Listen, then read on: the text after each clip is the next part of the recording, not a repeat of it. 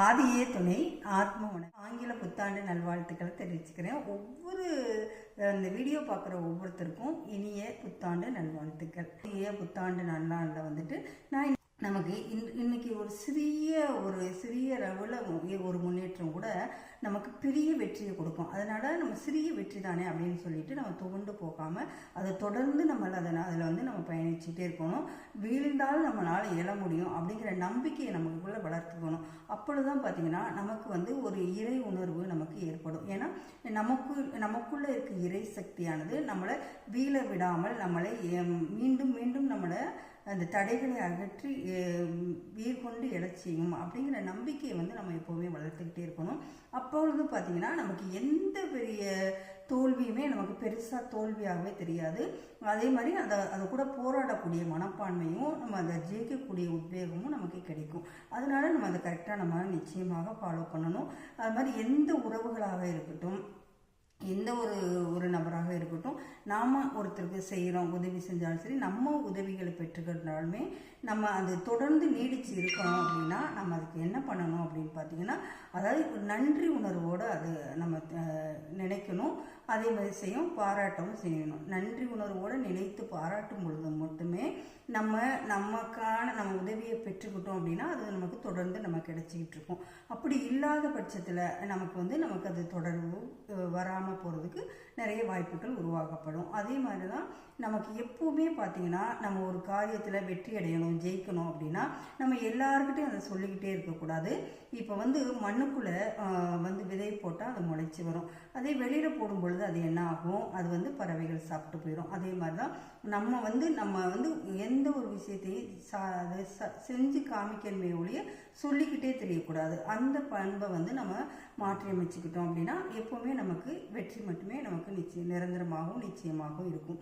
அதே சமயம் நமக்கிட்ட வந்துட்டு நமக்கு ஒரு கவலை கஷ்டம் இருக்குது அப்படின்னா நம்ம எல்லாருக்கிட்டையும் சொல்லி புலம்பிக்கிட்டு இருக்கக்கூடாது. ஏன்னா பாதி பேருக்கு நம்ம கவலை கஷ்டத்தை பற்றி அவங்களுக்கு கவலையே இல்லை. சில பேருக்கு அதுவே வந்து அவங்களுக்கு வந்து ஒரு என்டர்டெயின்மெண்ட் மாதிரியும் ஒரு கேலி பேச்சுக்கும் நம்ம ஆளாக நேரிடும். அதனால நம்ம அதை அவாய்ட் பண்ணணும். நம்ம வந்து எப்போவுமே மன மகிழ்ச்சியும் நிம்மதியும் இருக்கும். அதே சமயம் வீட்டுக்குள்ளே பார்த்திங்கன்னா கணவன் மனைவிக்குள்ளே எப்போவுமே ஒற்றுமையாக இருக்கிறது நல்லது அப்படின்னு நம்ம எல்லாரும் நினைப்போம். ஆனால் அதே மீறியுமே சில சண்டைகள் சச்சரவுகள் வந்தாலும் நம்ம அதை வெளியில் சொல்லாமல் நம்ம பாதுகாக்கும் பொழுது தான் நமக்கு அது வந்து ரொம்ப நன்மையை கொடுக்கும். அதே சமயம் நமக்கு ஒரு மன நிறைவையும் ஏற்படுத்தி கொடுக்கும். நமக்கு நம்ம பிடிக்காதவங்ககிட்ட போய் நான் நிறைய விளக்கம் சொல்கிறேன் அப்படின்னு நம்ம சொல்லக்கூடாது. ஏன் அப்படின்னு கேட்டானா, அதை கழுதைக்கிட்ட போய் கணக்கு பாடம் எடுக்க முடியுமா? எடுத்து என்ன பிரயோஜனம்? அதனால நம்ம விளக்குறோம் அப்படின்னு நினச்சிட்டு நம்ம தேவையில்லாமல் நம்ம போய் நம்மளுடைய டைத்தையும் நம்மளுடைய நாலேஜையும் நம்ம வேஸ்ட் பண்ணக்கூடாது. அதில் நம்ம கவனமாக இருக்கணும். அதே மாதிரி ஒருத்தருக்கு வந்துட்டு நம்ம வந்து எப்போவுமே இறை உணர்வோடையும், அதாவது இறைவனுக்கு நன்றி உடையவர்களாக இருக்கணும். அதாவது இறைவன் வந்து நமக்கு எண்ணற்ற நன்மைகளை வாழ்நாளில் நமக்கு செஞ்சுக்கிட்டே இருக்காங்க. அதாவது மலையளவுக்கு மேலே நன்மைகள் நம்ம வாழ்க்கையில் நடந்திருக்கும். ஆனால் ஒரு தூசி அளவு சின்ன கவலைகள் கஷ்டங்கள் துன்பங்கள் வந்திருக்கும். ஆனால் நம்ம இதை பெருசாக எடுத்துகிட்டு அவ்வளோ பெரிய உதவி கிடைச்சதெல்லாம் நம்ம மறந்துடுவோம். அதாவது நன்றியை வந்து அந்த கிடைச்ச நன்றிக்கு நம்ம வந்து நன்றி செலுத்தாமலும் பாராட்டாமலும் இருக்கும்பொழுது அது நமக்கு என்னவாக அதிக தோல்வியை ஏற்படுத்தி கொடுக்கும். அதனால் இதுவரைக்கும் கிடைச்ச நிறைய நல்ல விஷயங்களை நினச்சி நம்ம சிந்திச்சு நம்ம வந்து வாழ்த்துக்களையும் நன்றி உணர்வையும் நம்ம பிரபஞ்சத்துக்கு கொடுத்துக்கிட்டே இருக்கும் பொழுது நமக்கு இன்னும் நல்ல ஒரு உத்வேகமும் கிடைக்கும். நமக்கு அதே மாதிரி தொடர் வெற்றியும் நம்பிக்கையும் நமக்கு கிடைச்சிக்கிட்டே இருக்கும்.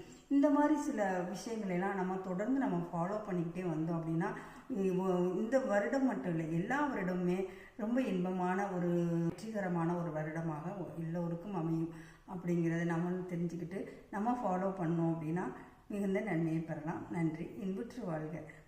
அனைவருக்கும் மீண்டும் இனிய புத்தாண்டு நல்வாழ்த்துக்கள்.